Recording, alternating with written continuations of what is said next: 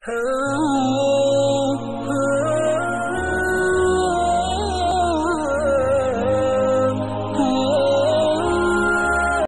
لوگ یہ سوال کرتے ہیں کہ اذان کے بعد کی دعا میں ہاتھ اٹھانا درست ہے یا نہیں۔ دیکھیے، ویسے دعا کرتے ہوئے ہاتھ اٹھانا یہ دعا کے آداب میں سے ہے، البتہ اذان کے بعد کی دعا میں پیغمبر سرور دو عالم صلی اللہ علیہ وسلم سے دعا کرتے ہوئے ہاتھ اٹھانا یہ منقول نہیں ہے، لہذا صرف زبانی دعائے معصورہ پڑھ لیں۔ اور دعائے معصورہ یہ ہے کہ اذان کے بعد آپ درود شریف پڑھ لیں، درود شریف کے بعد پھر دعائے وسیلہ جو اللہم رب ہذہ الدعوۃ التامہ ہے یہ پڑھ لیں آخر تک۔ اس کے بعد پھر چوتھا کلمہ پڑھ لیں،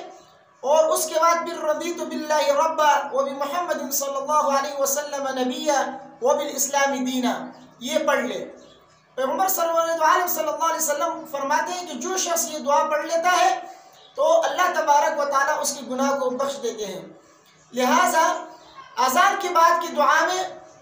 یہ دعا معصورہ صرف زبانی پڑھ لے، ہاتھ نہ اٹھائے،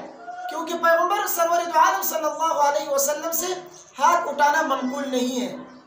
اور اگر کوئی ساتھی ہاتھ اٹھا بھی لیتا ہے تو اس کو جو ہے ملامت نہ کرے، کیونکہ ویسے بھی ہاتھ اٹھانا یہ دعا ہے، یہ دعا کے آداب میں سے ہے، لیکن چونکہ پیغمبر صلی اللہ علیہ وسلم سے ثابت نہیں ہے، بہتر یہی ہے کہ ہاتھ نہیں اٹھانا ہے۔